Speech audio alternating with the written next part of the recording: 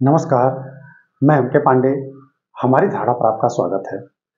सोमरस, जिसे वैदिक काल में, ऋग्वैदिक काल में अद्भुत सोमलताओं से प्राप्त किया जाता था, और वह सोमलता हिमालय के किसी मुजवन पर्वत से प्राप्त की जाती थी। ऐसी धारणा है कि वह मुजवन पर्वत या तो कश्मीर और आसपास के क्षेत्रों में रहा होगा, या तो आज वर्तमान में जो हिमाचल प्रदेश, उत्तराखंड या नेपाल के आसपास के हिमालय क्षेत्रों से में कहीं स्थित रहा होगा मुजवन पर्वत, और वहां से सोमरस प्राप्त किया जाता रहा होगा। अब तक जितने भी अनुसंधान हुए हैं, सोमरस की वह लोकेशन जहां वास्तव में सोमरस रहा होगा उसकी पहचान नहीं हो सकी है। अब ऋग्वेद में इंद्र की चर्चा बार बार होती है। इंद्र का सबसे प्रिय कोई भोजन था, पेय कोई था, तो वह सोमरस ही था। देवताओं का सबसे प्रिय भोजन माना जाता था। इसे किसी भी यज्ञ की आत्मा कहा गया है, यज्ञ की पताका कहा गया है, तो इसकी भूरि भूरि प्रशंसा की गई है। यह सीधे आयुर्वेद में तो इसे कल्पलता कहा गया है। कल्पलता की मतलब इसके सेवन से काया का कल्प हो जाता है। यह निश्चित रूप से अमृत है, यहाँ तक कहा गया है। ठीक है, अब ये कहाँ पाया जाता है, कहाँ नहीं, आज ये बड़ी ही चर्चा का विषय है। बहुत अनुसंधान हो रहे हैं कि काश वह सोमलता मिलती और आज भी उसका सेवन किया जाता।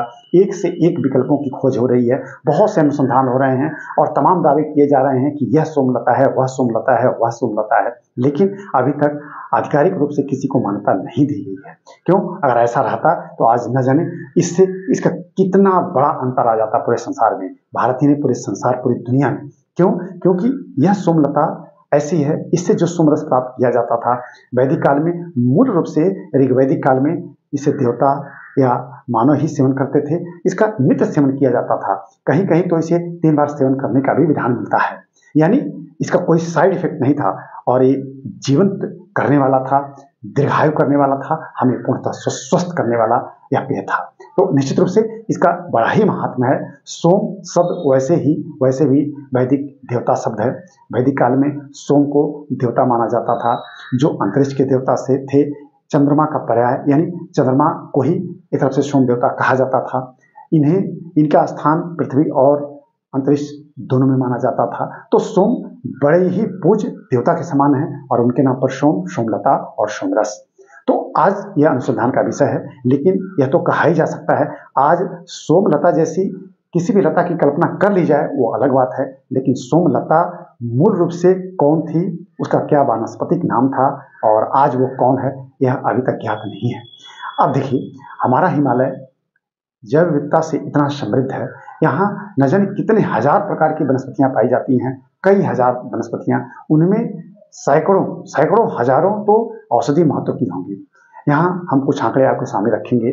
आयुष मंत्रालय ने भी बड़ा काम किया है पूर्वोत्तर क्षेत्रों में ऐसी औषधि वनस्पतियों के मतलब विकास में और उनके सही विद्रोहन में, उनके उपयोग में आयुष मंत्रालय ने, भारत सरकार ने बड़ा ही काम किया है। अगर हम पूरे हिमालय की बात करें तो यहाँ बहुत अधिक जड़ी बूटियां पाई जाती हैं, औषधि महत्व की वनस्पतियां पाई जाती हैं।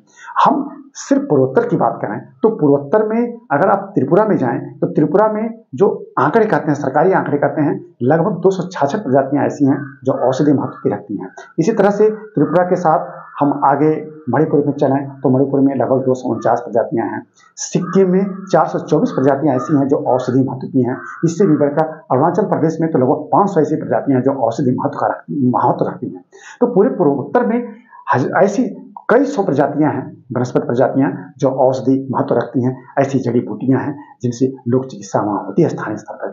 अब देखिए, जो हमारी प्राकृतिक चिकित्सा है, यानी जो हमारी अपनी परंपरागत चिकित्सा पद्धति है, वो 2 तरह की होती है। एक संहिताबद्ध, यानी क्रमबद्ध तरीके से बिल्कुल नियमावली के तहत संहिताबद्ध, उसमें आयुष मंत्रालय के तहत जो पद्धतियां आती हैं, कौन कौन से हैं, आयुर्वेद, यूनानी, सिद्ध, योग, प्राकृतिक चिकित्सा, ये संहिताबद्ध हैं। ये क्रमशः इनके लिए बहुत सारे नियम कानून हैं, और मतलब इनके लिए बहुत सारी औपचारिकताएं हैं, क्रमशः ऐसे ऐसे, इस तरह से, उस तरह से। तो इसके विधिवत सब कुछ नियम और इसके जो है रूल्स रेगुलेशन है। लेकिन एक है गैर संहिताबद्ध, जिसको हम लोक चिकित्सा कहते हैं, और पूर्वोत्तर के राज्यों में इसे जनजाति चिकित्सा कहते हैं। भारत सरकार द्वारा पूर्वोत्तर में अरुणाचल प्रदेश में पूर्वोत्तर लोक चिकित्सा एक तरफ से एक केंद्र खोला गया है, लोक चिकित्सा केंद्र। उसी लोक चिकित्सा केंद्र में राष्ट्रीय लोक चिकित्सा केंद्र की भी स्थापना की गई है। यानी भारत सरकार ने भी बहुत प्रयास किया है। अब ये लोक चिकित्सा क्या है? लोक चिकित्सा जैसा कि शब्द है, लोगों द्वारा की जाने वाली चिकित्सा। इस पर किसी का अतिक्रमण नहीं है। इनको सामान्य भाषा में हम स्थानीय स्तर पर वैद्य कहते हैं। ऐसे जड़ी बूटियों का व्यक्तिगत स्तर पे, पारिवारिक स्तर पे लोग खोज करते हैं और उनका एक तरफ से चिकित्सीय रूप में या औषधि रूप में उनका उपयोग करते हैं और फिर दूसरे भी उसका लाभ लेते हैं। तो और वो परंपरा के अनुसार चलती चली आई है, तो परंपरागत चिकित्सा पद्धति हो जाती है और इसको सरकार द्वारा मान्यता भी दी गई है, आयुष मंत्रालय द्वारा मान्यता दी गई है। और पूर्वोत्तर में इसका बहुत ही महत्व है।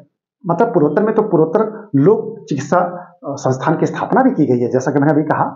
और भारत सरकार ने इसके महत्व को देखते हुए, यानी लोक चिकित्सा के महत्व को देखते हुए, उसी पूर्वोत्तर लोक चिकित्सा संस्थान में राष्ट्रीय लोक चिकित्सा संस्थान की स्थापना की है। यानी राष्ट्रीय लोक चिकित्सा संस्थान भी वहीं पूर्वोत्तर अरुणाचल प्रदेश में स्थापित है। तो आप समझ सकते हैं, लोक चिकित्सा ऐसे कोई हम नहीं कर सकते हैं कि किसी भी जड़ी बूटी के साथ कोई परिवार, कोई व्यक्ति, भले ही उसकी ऐसी कोई डिग्री ना हो, अगर उसने अनुसंधान किया है और किसी इस तरह की चिकित्सा का वो अपनी खुद प्रयोग करता है, दूसरे उसका लाभ लेते हैं, तो उसको सरकार द्वारा भी मान्यता दी जाती है। अब आप देखिए, पूर्वोत्तर में ऐसी कई सौ वनस्पति प्रजातियां हैं जो औषधीय महत्व रखती हैं, जड़ी बूटियां जिनसे निकाली जाती हैं।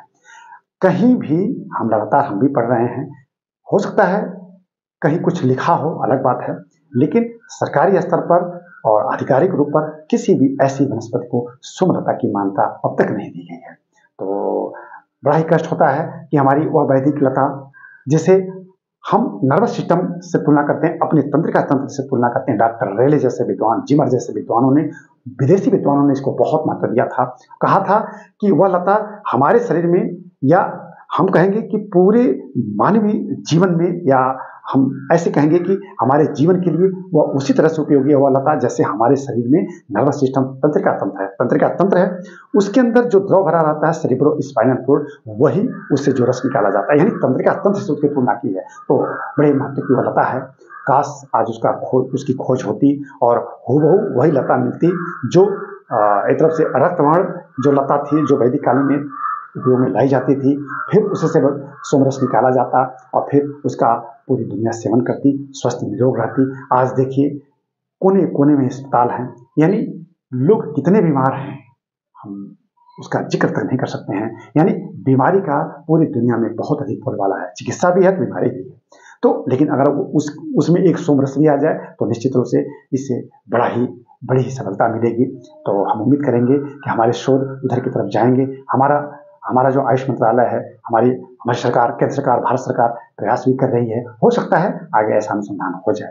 तो मुझे विश्वास है कि हमारी यह प्रस्तुति आपको जरूर पसंद आई होगी। अगर आपको पसंद आई होगी तो प्लीज़ आप कमेंट कीजिएगा, इस वीडियो को लाइक और शेयर कीजिएगा, और हमारे चैनल को अगर आपने नहीं सब्सक्राइब किया है तो प्लीज़ सब्सक्राइब कर लीजिएगा। इस वीडियो को हम नहीं बंद करते हैं। धन्यवाद।